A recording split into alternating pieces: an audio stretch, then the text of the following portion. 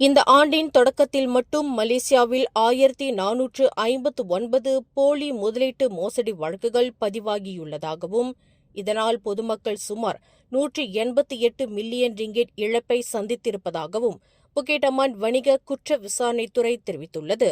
கடந்த ஆண்டின் இதே காலகட்டத்துடன் ஒப்பிடுகையில் மோசடி வழக்குகளின் எண்ணிக்கை 11 விழுக்காடு அதிகரித்துள்ள நிலையில், குறுகிய காலத்தில் அதிக ஆதாயம் தருவதாக கூறும் விளம்பரங்களை நம்பி ஏமாற வேண்டாம் என போலீசார் எச்சரித்துள்ளனர். பொதுமக்கள் எந்தவொரு முதலீட்டிலும் ஈடுபடும் முன் சம்பந்தப்பட்ட நிறுவனங்களின் உரிமத்தை நிதி அதிகாரிகளிடம் சரிபார்க்குமாறும், அடையாளம் தெரியாத தனிநபர் வங்கிக் கணக்குகளுக்கு பணம் அனுப்புவதை தவிர்க்குமாறும் அறிவுறுத்தப்பட்டுள்ளனர். மேலும் செய்திகளை தெரிந்து கொள்ள கீழே இருக்கும் பெல் பட்டனை அழுத்துங்கள்.